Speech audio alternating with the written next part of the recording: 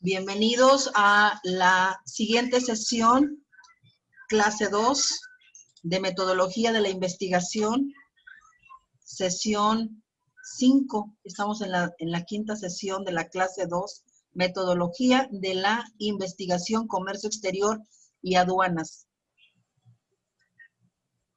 En este momento estoy admitiendo a los estudiantes, alumnos de la Universidad del Norte de Tamaulipas, carrera Comercio Exterior y Aduanas, clase 2, sesión ya 5, ya estamos en la sesión 5. Rolando, ya lo admití. ¿Alguien más que falte de admitir? Aquí, Damián. No quiero que nadie se quede sin admitir a esta clase de metodología. Si alguno de ustedes visibiliza o mira, vamos, en la pantalla que alguien está queriendo entrar, por favor, interrúmpame para marcarle el botón de admitir. Sí, por favor. ¿O hay alguna otra función, ustedes que son más jóvenes, que yo deje la puerta abierta, ahora sí, como dejar la puerta abierta y que vayan entrando como vayan llegando?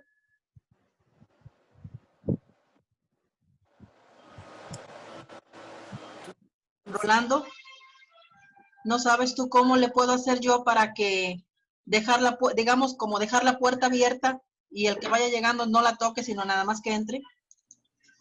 No. Para no tener que yo estarle picando en admitir y así luego yo empiezo a dar la clase y ya no tener problema para que alguien, nadie, me sentiría muy mal si alguien quisiera entrar a la clase y porque yo no me dé cuenta se quede fuera. Laila Maribel Ramírez Piñón, hay que acercarse muy bien, hay que acercarnos para poderlos ver. Alejandra Ruiz, ¿te encuentras en la clase? Sí. Laredo Isabel Bielma, ¿estás en clase? Carlos Cantú, ¿estás en clase? Damián, sí. ¿Estás en clase? Muy bien. Muy bien. Damián, ¿me escuchas? En este tipo de transmisiones, jóvenes, lo más importante es que nos podamos nosotros escuchar. Sin el audio no somos nada. Si ustedes no me alcanzan a escuchar, me pueden decir, maestra, levante la voz, alce la voz, o si se escucha muy fuerte, díganme para poder, yo de repente como que alzo mucho la voz porque siento como que no me están escuchando, pero si alguien siente que estoy hablando muy fuerte, me lo puede indicar. O si no se escucha también, díganme, alce por favor un poquito la voz. Muy rápido para crear. No quiero que nadie se quede sin tomar la clase de metodología de la investigación. Vamos a venir a inicio, vamos a buscar Zoom, que está siempre de último, aquí en Zoom, y Start Zoom, podemos abrirlo ahí. Si ya lo tenemos en la barra de herramientas. A ver, ¿alguien está hablando en este momento, Carlos? Carlos, ¿puedes poner el video para verte? Que estés realmente en clase. Lo que quiero es ingresar. Ya estamos de nuevo. Estamos, admitir María de Jesús Hernández. ¿Alguien más quiere entrar en este momento? Bueno, metodología de la investigación, quinta sesión, segunda clase, comercio exterior y aduanas. Estamos hablando entonces de los pasos que conforman la metodología y pueden ser más o pueden ser menos, dependiendo también del tipo de investigación, pero mucho tiene que ver el objeto. En estas pláticas que tengamos, tenemos que conseguir que sean muy atractivas, interactivas, porque la participación de ustedes jóvenes es bien importante. Miren, no quiero que sea un monólogo. Se trata de que esto sea un diálogo. Sí sabemos lo que es un diálogo. ¿Qué es un diálogo, Alejandra? Es cuando dos personas se comunican entre sí, cuando hay un emisor y pues los demás se están escuchando. Es correcto. Bueno, déjenme comentarles que a propósito del diálogo, nos están pidiendo en este momento que los invitemos a un diálogo que va a suceder este sábado a las 12 del día con el rector, el licenciado Francisco Chavira Martínez, que es nuestro rector. Va a platicar sobre temas de importancia y de valor para ustedes, por supuesto, y yo voy a estar presente también en esa reunión. Por ahí en el Classroom está la liga en la cual los están convocando este sábado a las 12 del día. Es muy importante la presencia de cada uno de ustedes en esta plática con el rector. ¿Sí sabían que hay una plática con el rector este sábado a las 12 del día? Sí. Ok, levante la mano, por favor. ¿Quién va a asistir a esta plática con el rector?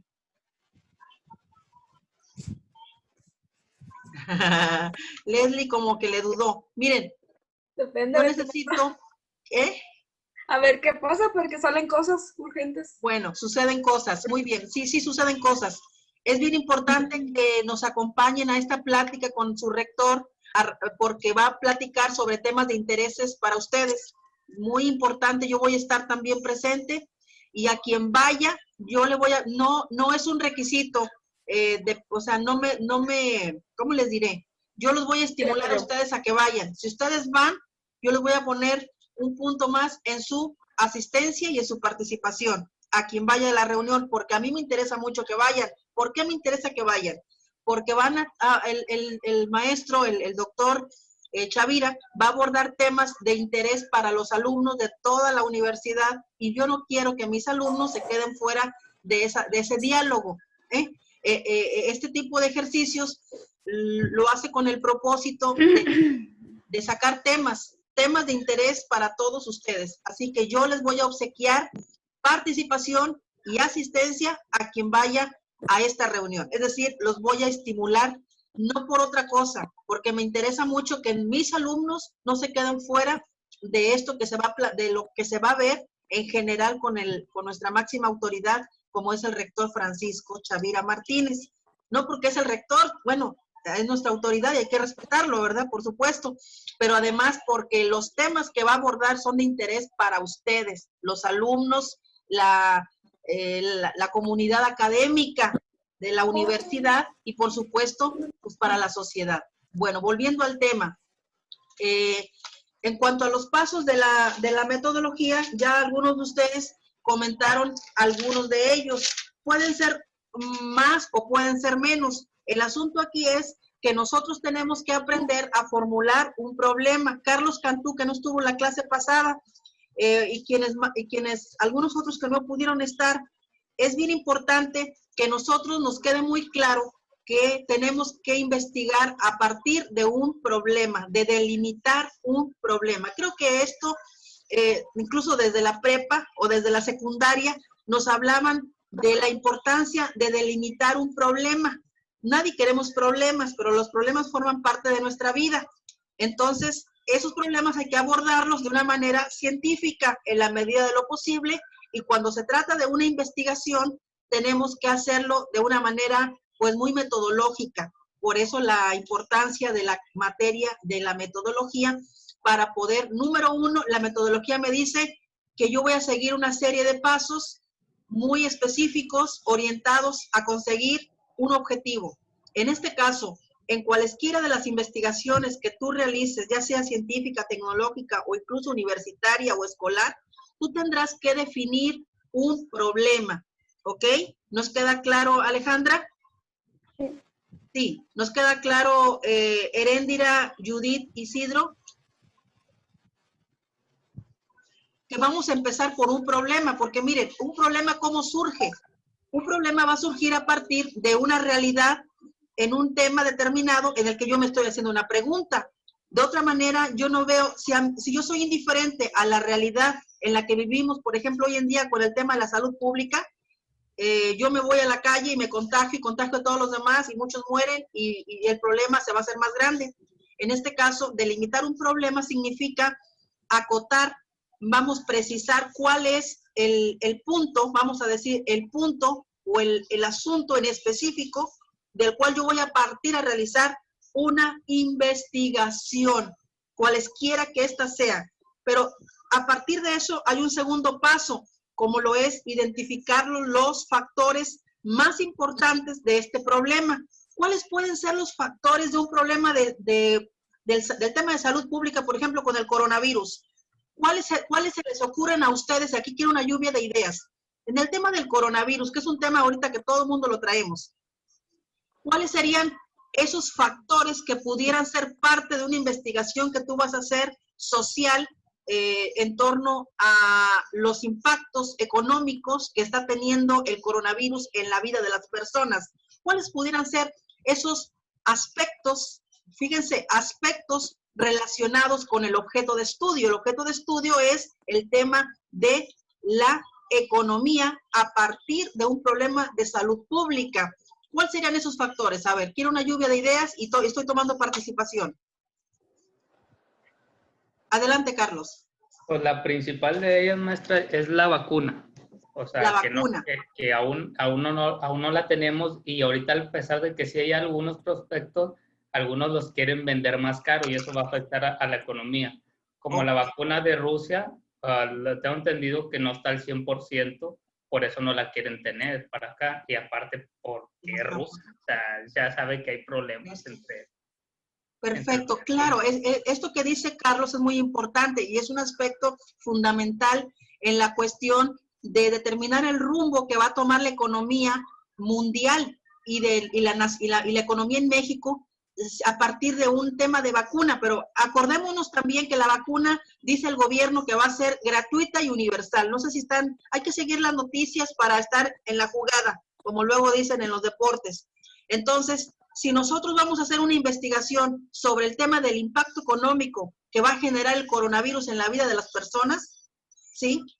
Y vamos a pensar un poco más en específico en la cuestión de las importaciones y exportaciones de mercancías y productos al extranjero, en específico a Estados Unidos, que es nuestro principal mercado, para efecto de la economía interna, la economía nacional, a partir de un problema de salud pública. Y dice Carlos que el tema de la vacuna, pues si no encontramos la respuesta a la vacuna, va a seguir creciendo el problema económico. Eso te entiendo, estimado Carlos. Maestra, pero también me refiero a la vacuna, porque al final del día, aunque para nosotros sería gratuita, el gobierno tiene que pagar la producción de la vacuna. Entonces, sí es un gasto administrativo. Entonces, por eso yo tengo entendido que tanto la vacuna rusa, que según está siendo efectiva, no la quieren hacer acá porque ya tienen acuerdos como México con Argentina. No me acuerdo el nombre de la vacuna, creo que se llama AstraZeneca.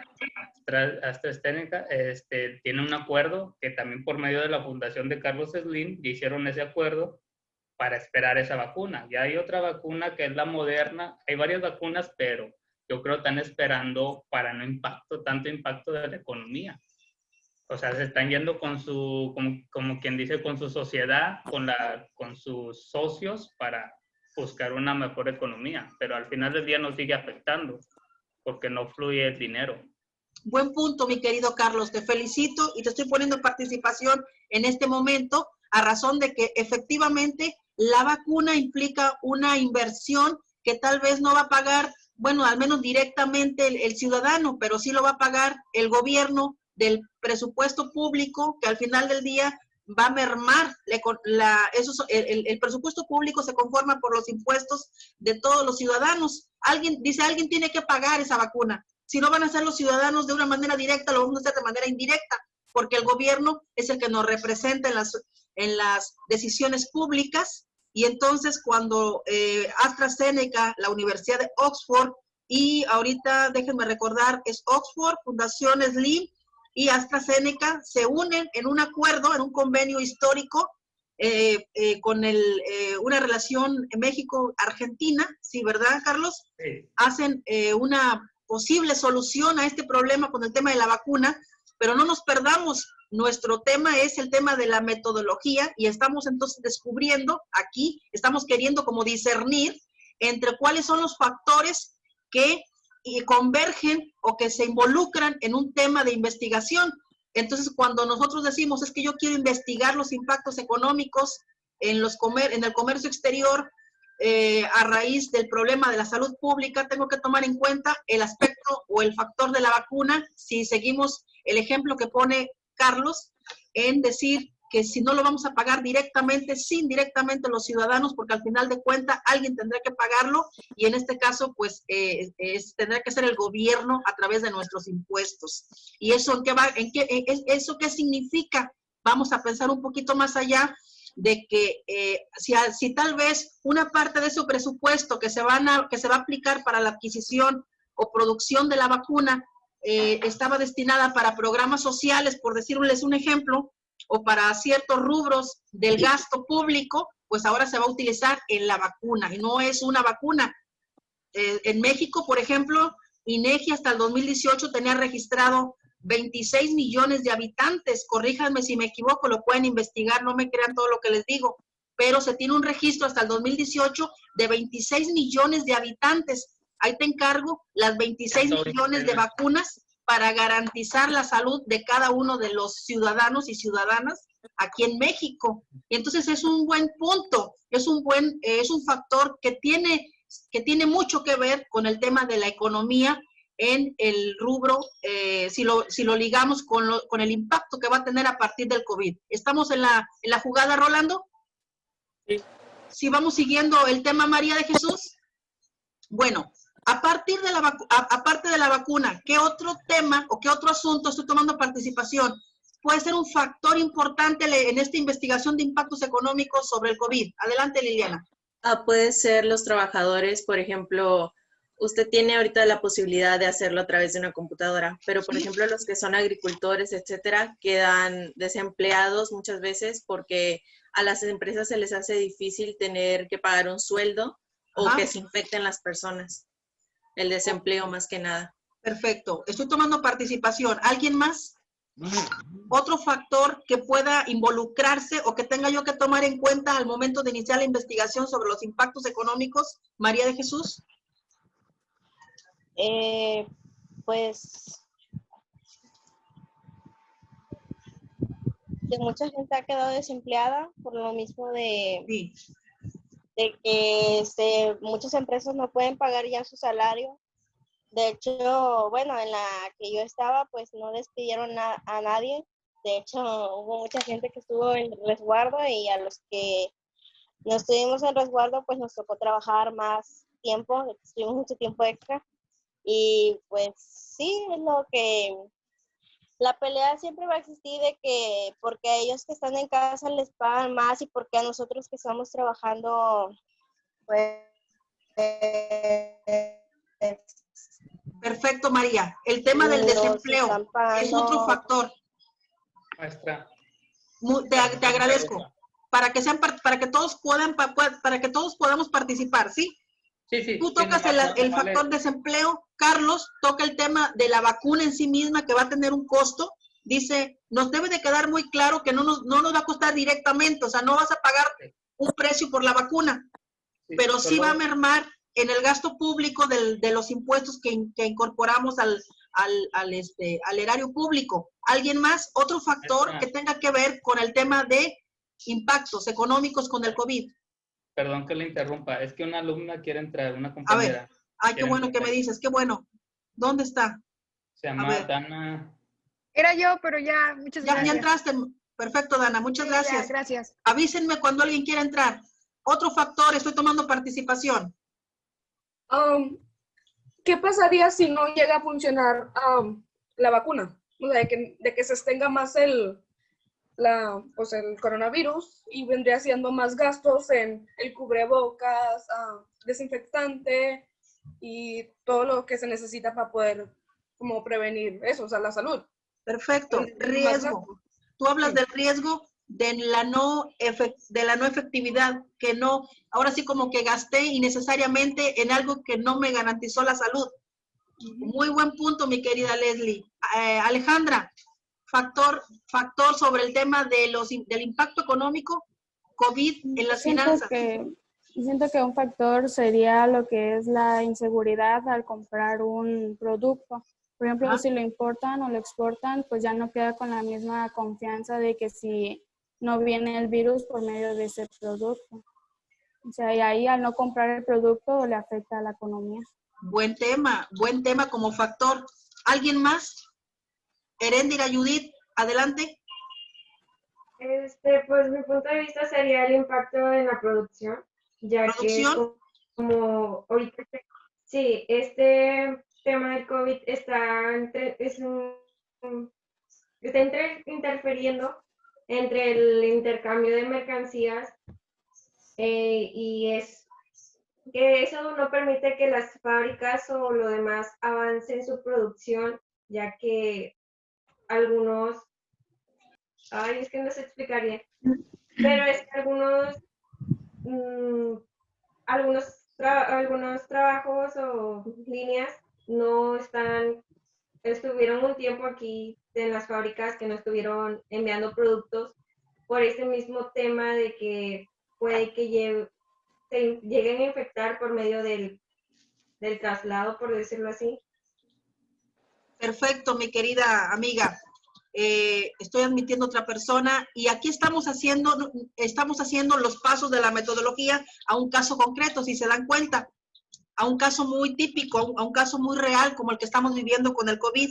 Y ese es otro de los pasos precisamente de la metodología, aprender a recopilar información, pero no voy a juntar información por juntar información. Yo puedo tener mucha información y de nada me sirve si no la sé gestionar, administrar, clasificar, depurar, filtrar. Es decir, es un proceso exhausto. Avísenme si alguien quiere entrar. Y ese es uno de los pasos importantes, el tema de la recopilación de la información. ¿Qué estamos haciendo ahorita cuando cada uno participa? Aportando elementos nuevos, aportando diferentes factores en torno a un asunto, en torno a un tema. Y además, otro de los pasos es la hipótesis. En una metodología no puede concebirse, mi querido Carlos, Laila, Rolando, Dana y todos, no puede concebirse una investigación, un proceso de investigación, si no tenemos una hipótesis. ¿Qué es la hipótesis? Ya lo vimos desde la secundaria, desde la preparatoria. Es una posible solución a un problema determinado. ¿Cuál pudiera ser, por ejemplo, en tu investigación, la hipótesis para sanar los impactos económicos que tiene el COVID en la vida de las personas? Estoy levantando la participación en este momento.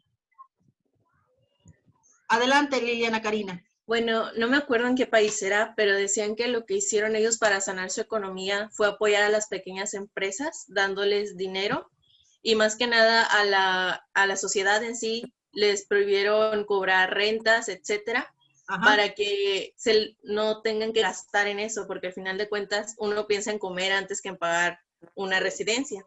Entonces lo que ellos hacían era, el gobierno prestaba dinero y ya luego, cuando se acabe esto del contagio de la pandemia, mientras trabajen las personas se va a ir quitando el dinero poco a poco, lo que obtuvieron. Perfecto, como una especie de subsidio temporal en apoyo, en estímulo a las pymes, pequeñas y medianas empresas, que por cierto abarcan un número importante en la economía nacional de cualquier país. ¿Alguien más, por favor?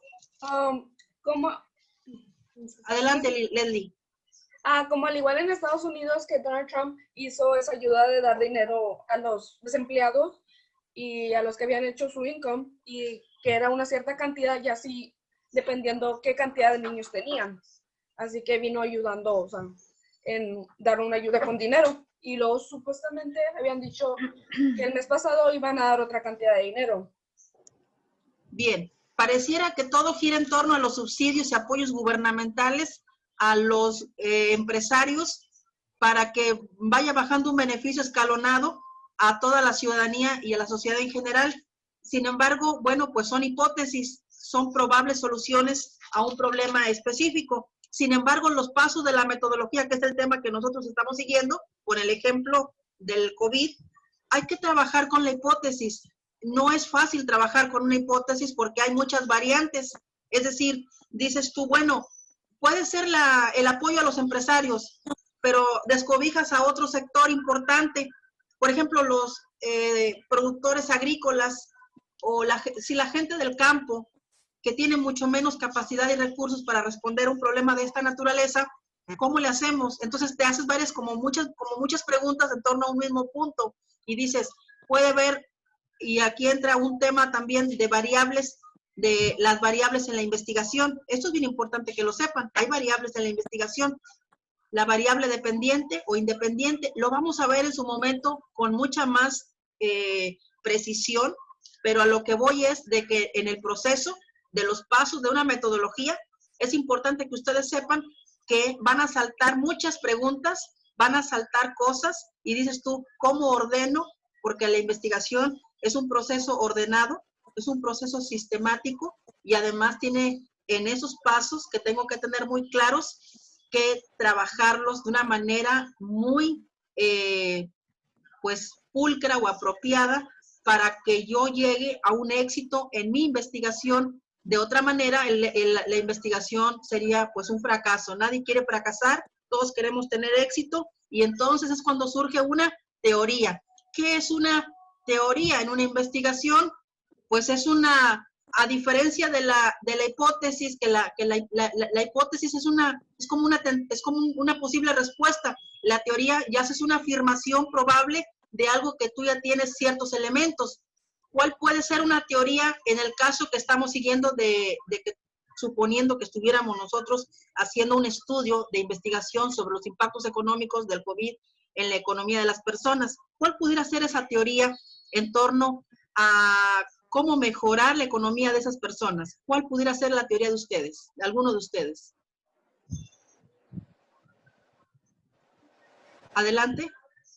Pues como ya había dicho, los subsidios sí a todos en general, en especial, pues como usted dijo, a la agricultura y a las pequeñas y medianas empresas, porque esas producen más trabajo a las personas. Y también apoyo de empresas más grandes. Muy bien. Podemos entonces nosotros hacer como afirmaciones a partir de una investigación. Estamos nosotros ante un caso de crisis económica global, impactos a nivel interno y externo. Está grave el asunto, no es una cosa que lo diga yo, sino es un hecho real. Hay muchas personas desempleadas en México, un buen número, millones de desempleos. Hay una especie de intento de recuperación, pero a ti te están encargando como egresado de la carrera de comercio exterior, te están pidiendo una investigación en torno al impacto que tuvo el COVID en la economía nacional, pero además que propongas una solución. Y tú dices, fíjense bien, tú dices, yo creo con base en el conocimiento de que si le invertimos a las pequeñas y medianas empresas que representan cerca del 40 o cerca del 50% o más de las empresas en el país, creemos con base en eso, o sea, tienes que tener los respaldos, con base en la estadística, vamos a generar una recuperación mucho más rápido que si lo hacemos con los otros sectores, primario o secundario, o sea, con otros grupos de población, como si le fuésemos a dar nosotros, por ejemplo, vamos a ponerlo en términos muy sencillos, es como si yo digo, yo tengo 1 millón o 10 millones de pesos, ¿cómo me los gasto? Porque eso es lo que tengo ahorita disponible para hacerle frente al problema del COVID. Y dices, bueno, me voy a ir a repartir despensas por todas las colonias y barrios y sectores marginados, y a quien le haga falta despensa en su casa, conmigo tienen una despensa garantizada. Pero, ojo, la despensa se va a terminar. La comida es algo básico para la vida de cualquier ser humano. Y entonces dicen, es preferible, gobierno, que no caigas en el asistencialismo, sino que vamos a invertir ese recurso para que ese mismo dinero que vamos a gastar en asistencialismo, en despensas y en apoyos económicos a ciertos grupos, mejor vamos a ponerlos a trabajar. Es como cuando dicen, no le des el pescado a la persona, enséñalo a pescar y va a tener siempre comida en su mesa. Cuando tú dices como investigador, yo propongo como una teoría con base en que el número de pequeñas y medianas empresas representan un número importante en la economía nacional, que a estas les sea apoyada con un porcentaje donde además tomen en cuenta, por favor, tomen en cuenta la situación laboral de los trabajadores para que nadie se quede sin trabajo, para que exista el menor número de despidos, porque también esa es otra cuestión, de que las empresas al cerrar mandan a sus trabajadores a la casa, y ahí en la casa, pues, ¿qué van a hacer si no saben hacer otra cosa? Adelante, María de Jesús. María Jesús está levantando la mano a tus órdenes. Adelante. Creo que no hubo como que una organización aquí en México sobre de que cuando empezó la pandemia y que muchos tuvieron que dejar de trabajar por estar resguardados en sus casas, como que México no vio que hay más gente pobre a más gente que tiene como que comer. O sea, eso es lo que yo digo, que se olvidaron de la gente de más abajo. Ok. ¿Alguien más levantó la mano? ¿Alguien más levantó mano? ¿No? Ok. Es bien importante lo que está diciendo María de Jesús. Miren, en México hay mucha pobreza. ¿Nos queda claro eso, Rolando? Que en México, aunque no lo veamos, es un país con alto índice de pobreza. En la pobreza extrema me refiero, no a que ni siquiera tengo un vehículo para moverme, de que no tengo una casa donde vivir, de que yo rento, etcétera. No, señores, de gente que no tiene ni para comer, no tiene un plato de comida en su mesa, salen a buscar al campo para poder sobrevivir. Existe la pobreza extrema y eso es algo que María de Jesús está tocando, es algo real, no lo podemos negar, pero el asunto de una crisis económica en un país determinado requiere un enfoque integral. ¿Qué significa esto, Carlos? Significa que tenemos que contemplar en nuestra investigación a todos los grupos de población, es decir, tanto a los de extrema pobreza como a los de la clase media, como a los de la clase alta, porque de otra manera estaríamos nosotros discriminando y a lo mejor los gobernantes gobernando para cierto sector de la población cuando deben de gobernar a todos por igual. ¿Qué significa esto? Que para hacer acrobacias, permítanme la expresión de las acrobacias en los sistemas económicos y financieros, significa que entonces tienes que jugar con los factores de la pobreza extrema, de las clases de la clase media, clase baja o clase alta, pero habrá que tomar una decisión y parece ser que esa decisión no es sencilla, es una decisión que tiene que tomarse con conocimiento, con un conocimiento pues casi científico, un conocimiento científico de las cosas, para que esa decisión sea la más acertada o exacta, para que dé una solución pronta, porque alguien dijo por acá en clase, ahorita dijo, ¿y qué tal si la vacuna que nos van a aplicar, ¿sí?, no surte el efecto que están esperando? Entonces, el gasto y aparte va a seguir el problema. Bueno, ya nosotros, ya eso ya no depende ahorita de los ciudadanos, sino de la autoridad sanitaria, de la autoridad de salud que está generando esos acuerdos. Esperamos que así sea, pero para efecto del tema de nosotros, de la metodología de la investigación, para no, o sea, vamos siguiendo un hilo en la conversación. Significa, Laila, que las teorías son las respuestas afirmativas sobre cómo voy a resolver yo el problema del impacto económico negativo que está teniendo el coronavirus en la vida de las personas. Y cuando digo personas, no me refiero nada más, María de Jesús, para contestarte tu pregunta, a la persona de escasos recursos o de extrema pobreza, sino también a las personas de la clase media y de la clase alta. Claro que el impacto es distinto, ¿estamos de acuerdo? ¿Estamos de acuerdo, Leslie, que el impacto es diferente en una persona de clase alta que de clase de media y de clase extrema pobreza, Carlos? Porque mientras que el rico a lo mejor va a tener que dejar de viajar al extranjero, cuando viajaba a lo mejor 4 o 6 veces al año, ¿sí? Va a tener que dejar de viajar por cuestión de economía. A lo mejor si tenía 3 vehículos, ahora va a tener un solo vehículo, o tal vez 2. Pero una persona de clase media, si rentaba, por ejemplo, ya no va a poder adquirir su casa, o si rentaba, a lo mejor ya se quedó en la calle. Y la persona de extrema pobreza, a lo mejor, si tenía un plato de comida, ahora va a tener que salir a buscar ese plato de comida porque ya no lo tiene en la mesa. Es decir, el impacto es distinto. ¿Y cómo lo medimos? Entonces, eso es parte de los factores que juegan en una investigación, y ahí está la capacidad que tiene él o la investigadora para llegar a una conclusión, que es un siguiente paso de la metodología. Después de todo un proceso de investigación, tú tienes que llegar a un punto final, es decir, a una conclusión de tu investigación. ¿A qué conclusión llegas? ¿Qué es lo que tú estás proponiendo para resolver un problema?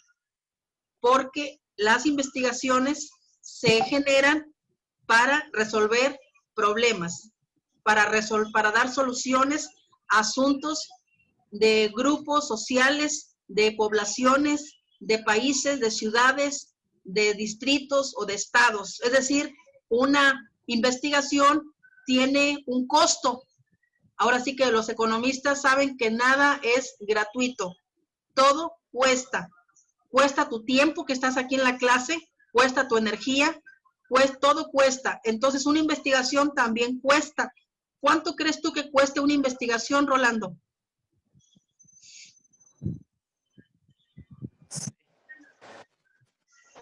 A ver, Rolando, no lo veo. Rolando, ¿cuál crees tú que sea el costo de una investigación?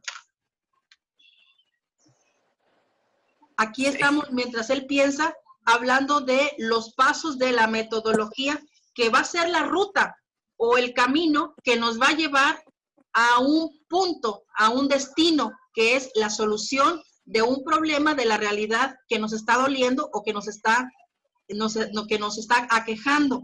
Pero la realidad que ustedes van a estudiar no es una realidad, no es cualquier tipo de realidad, es una realidad en el tema que ustedes están trabajando. Ya lo hemos dicho en reiteradas ocasiones, para que no nos perdamos. El investigador no se va a lanzar a investigar algo que no conoce.